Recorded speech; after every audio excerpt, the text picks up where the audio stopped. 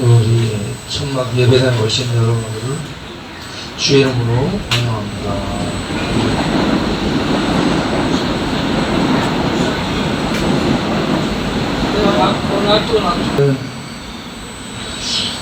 고린도전서 1장은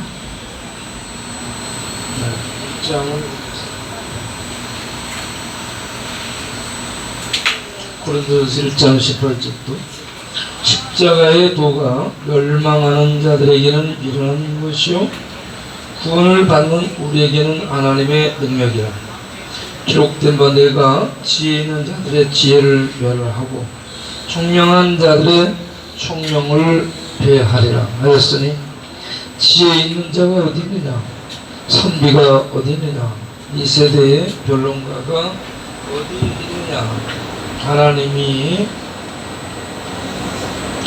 하나님께서 이 세상의 지혜를 일어나게 하신 것이 아니냐. 하나님의 지혜에 있어서는 이 세상이 자기 지혜로 하나님을 알지 못하므로 하나님께서 전도에 미련한 것으로 믿는 자들을 구원하기를 기뻐하셨도다. 유대인은 표적을 구하고 헬라인은 지혜를 찾으나 우리는 십자가에 못 박힌 그리스도를 전하니 유대인에게는 거리끼는 것이요 이방인에게는 미련한 것이로되 오직 부르심을 받은 자들에게는 유대인이나 헬라인에게나 그리스도는 하나님의 능력이요 하나님의 지혜니라. 아멘. 네. 오늘 우리가 읽은 예레미야 16장 16절을 보게 되면 거기에 밥 먹으러 왔다는 얘기는 안 나오고, 예레미야 16장 16절을 보면 하나님이 이스라엘 백성들 남왕국 유다 하나님 말씀을 듣지 않고 우상 숭배를 하고 또 공의와 정의를 잃어버리고 또 부패하고 타락한 이스라엘을 전염병으로 치고 칼로 치고 비군으로 치리라 라고 말씀하시고요. 그리고 남은 자들을 포로로 잡아가리라 라고 말씀하는데, 포로로 잡아가리라 하는 말씀을 어떻게 하냐면 예레미야 16장 16절에 하나님이 어부를 불러서 그들을 낚아가게 하리라 라고 말씀합니다. 또 사냥꾼을 통해서 그들을 사냥하게 하리라 라고 말씀합니다. 네. 이와 같이 하나님이 어부들과 사냥꾼을 심판의 도구로 쓰고 있다는 것을 예레미야 16장 16절을 보면 알 수 있습니다. 그런데 이 말씀을 역으로 사용해서 마태복음 4장 19절을 보면 하나님이 제자들을 갈릴리 어부들을 제자로 부르실 때에 그들에게 주신 말씀이 내가 너희를 사람을 낚는 어부로 삼으리라 라고 말씀합니다.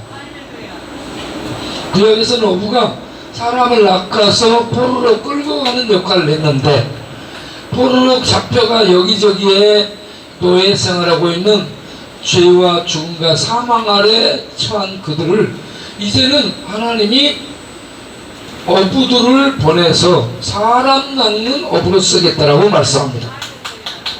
동일한 어부인데 구약의 어부는 사람을 낚아 죽이는 심판에 쓰임받는 도구로 활용하고, 신약에서 예수님은 어부를 죄와 죽음의 바다에서 건져내서 살려내는 어부로 쓰고 있습니다.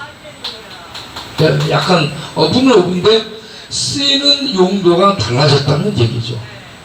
그러면 이 신약에서 예수님이 제자들을 어부로 불러서 사람을 낚아내는데 쓰는 무기, 도구는 무엇을 주셨는가? 그거는 과학도 아니고 철학도 아니고 인문학도 아닌 복음입니다. 복음을 오늘 고린도전서 1장 18절에 사도 바울이 뭐라고 얘기하냐면 십자가의 도라고 얘기합니다. 도는 진리를 가르치기도 하고 말씀을 가르치기도 하고 예수 그리스도를 믿으면 구원받는다는 내용을 가르치기도 합니다. 이 십자가의 도를 복음으로 제자들에게 줘서 세상에 보내가지고 세상 사람들을 죄의 저주 속에서 건져내는 그런 이 도구로 쓰라는 얘기입니다. 주는 것이 돈도 아니에요, 전문 지식도 아니에요, 과학도 아니에요, 세상 지혜도 아니에요. 복음입니다. 십자가의 도입니다. 예수를 믿으면 구원받는다는 이 내용을 제자들에게 주어서 보내고 있다는 얘기입니다. 그런데 이게 고린도전서 1장 21절을 오늘 읽은 말씀을 보면 전도에 미련한 것이다 라고 얘기합니다. 전도가 얼마나 미련해 보이는가 하는 것입니다. 전도, 여기 전도가 뭐냐 그러면 도를, 우리말로는 도를 전하는 거죠. 그런데 헬라어로 케리그마입니다. 헬라어에 복음을 전한다는 단어가 두 개가 있어요. 케리소 그리고 케리그마. 케리소라는 것은 선포를 얘기합니다.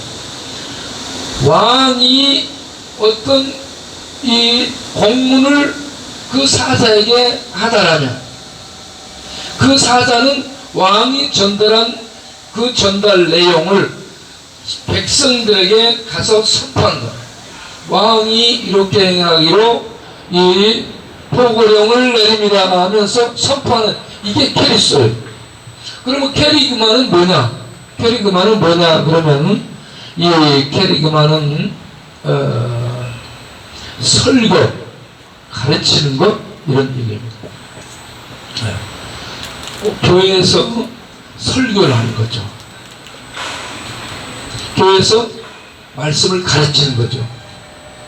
이게 얼마나 미련해 보입니까? 그 설교하는 사람들이 하늘에서 온 천사가 아니에요. 하나님과 같이 있다가 하나님의 말씀을 하나님께 받아서 와서 전하는 그런 하나님의 어전회에 참가한 그런 이 전령들도 아니에요. 공부하고 연구하고 읽고 묵상하고 그렇게 해서 하나님의 감동으로 이렇게 말씀을 전하는 것이 설교잖아요. 그런데 이게 미련하다는 얘기입니다. 왜 미련한가? 하나님이 직접 오셔서 쿵쾅 하고 탁 나타나 번쩍하고 캄캄함 속에 있는 사람들은 뇌 속에 하늘의 빛을 착 비춰 뇌를 돌리고 머리를 돌리고 마음을 돌리고 영혼을 돌려가지고 하나님의 진리의 빛을 확 비춰서 깨닫게 하고 믿도록 해가지고 말이죠. 믿는 자로 세우면 될 거 아니에요. 하나님이 오셔서 그렇게 하면 될 거 아니에요. 그렇지 않으면 천사를 보내. 천사가 번개처럼 빛나는 그런 존재예요. 그래서 사람들이 천사를 봐도 쓰러집니다.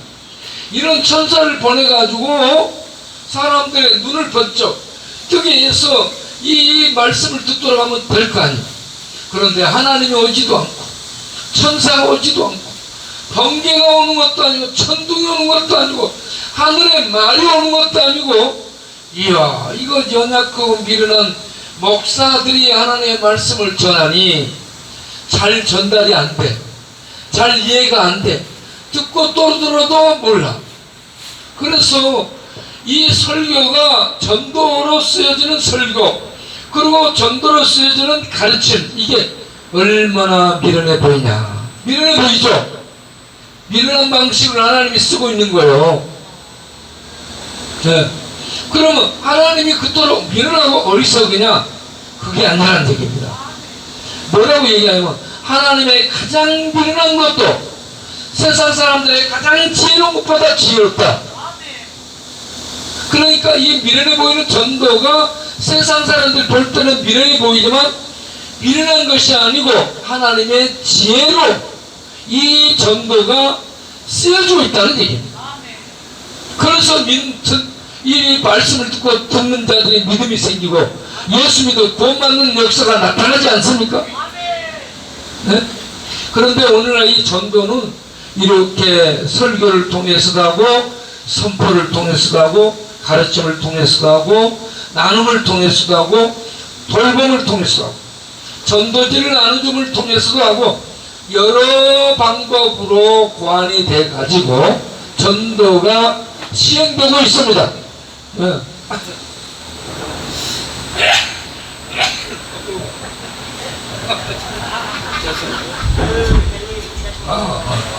네. 그래서 여러분 제가 지금 드리고 있는 말씀 이해됩니까? 전달이 됩니까? 이 미련한 전도 설교가 전달이 된다면 하나님이 지혜롭게 역사하고 있는 거예요. 네. 이게 냇가에 말을 데리고 와서 물을 먹인다 해도 말치가 안 먹으면 물을 못 먹는 거예요. 진수성찬을 차려놓고 밥 먹어라. 얘야 밥 먹어라. 야 밥 좀 먹어라. 아무리 사정을 해도 나 밥 안 먹어. 밥상을 빨고 차버리고 이러면 그 진수성찬이 무슨 소용이 있습니까? 여기에 아무리 많은 은혜를 준비하고 아무리 많은 밥을 준비하고 아무리 좋은 설교 내용을 준비해도 귀를 딱 막아. 나는 안 들어. 나는 빨리 시간 끝나고 나면 밥이나 먹고 갈 거야. 이렇게 하고 있다는 얘기예요. 그러면 그런 사람에게는 아무리 이거 설교가 들려줘도 아무리 비가 와도 은혜가 들어가지 않는 거예요. 이런 사람을 위해 특단의 조치를 하는 게 뭐냐? 전기 드릴이 나왔습니다. 전기 드릴이 나와가지고 브라 해가지고 귀에다 갖다 대면은 귓구멍이 뚫어지고 마음구멍이 뚫어지고 영혼구멍까지 뚫어지는 거야. 그래서 그것이 하나님의 빛이 들어오게 되는 거예요. 이렇게라도 해서 하나님의 은혜를 먹으라 이 말이죠. 하나님의 진리를 먹으라. 하나님의 복음을 먹어라. 이 복음을 먹고 받아들이는 이걸 통해서 믿음으로 하나님 백성으로 낚아내는 일을 하는 겁니다. 여러분 지금 세상 보세요. 코로나가 전 세계를 휩쓸어 많이 600만 명 이상이 죽었죠. 지금 폭염이 동시에 일어나요. 우리나라도 지금 폭우가 여기저기서 집중적으로 일어나고 폭염이 동시에 또 나타나고 있죠. 다른 나라도 그렇습니다. 폭우와 폭염이 요짝에는 일어나고 지구 요짝은 일어나고 지구 요짝은 안 일어나고 그게 아니라 지금은 폭우 폭염이 한 나라에 동시에 일어나고 있어요. 예? 지금 코로나 전염병이 전 세계를 심판한 하나님의 심판의 행함이에요.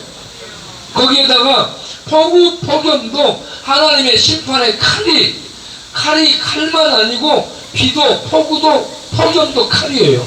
죽이는 칼이. 네? 이렇게 폭우 폭염도 일어나고 있지만 여기저기에 사람을 죽이는 묻지마 살인도 일어나고 있죠. 묻지마 살인도 일어나 타살을 하지만 묻지마 하고 자기를 죽이는 사람도 있죠. 네?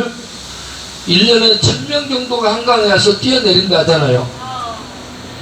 살기 싫어서, 살기 힘들어서 죽어버리려고 조용하게. 그런데 그 중에 그러니까 한강에 항상 5분 대기조가 있어요. 5분 대기조가 있다가 강따르면서 왔다 갔다 하잖아요. 카메라에 잡히잖아요. 주목하고 있는 거야. 떨어지잖아요. 웽 하고 가서 1, 2분 내에 도착해가지고 바로 꺼내면. 그래서 1000명 이상이 떨어지는데 대부분 살려내고 그 중에 늦은 사람들 한 100명 정도가 죽는답니다. 엄청나게 죽는 거예요. 네? 지금 이렇게 여기저기에 사람들이 죽어나가고 있죠. 그리고 끝없는 이 무차별적 싸움, 나라와 나라, 국가와 국가 간의 싸움, 경쟁, 민족과 민족 간의 싸움, 경쟁, 형제와 형제 간에, 가족과 가족 간에, 아버지와 아들 간에, 며느리와 아들 간에, 며느리와 시어머니 간에, 이웃과 이웃 간에 모두가 싸우고 있고 모두가 투쟁하고 있고 그렇죠. 여러분 그래요 안 그래요? 마음에 드는 사람 한 사람 있어요 없어요? 마음에 드는 인간이 옆에 있어요 없어요? 마음에 드는 인간이 별로 없죠. 자기는 자기가 마음에 들어요 안 들어요? 자기도 자기 마음에 안 들죠.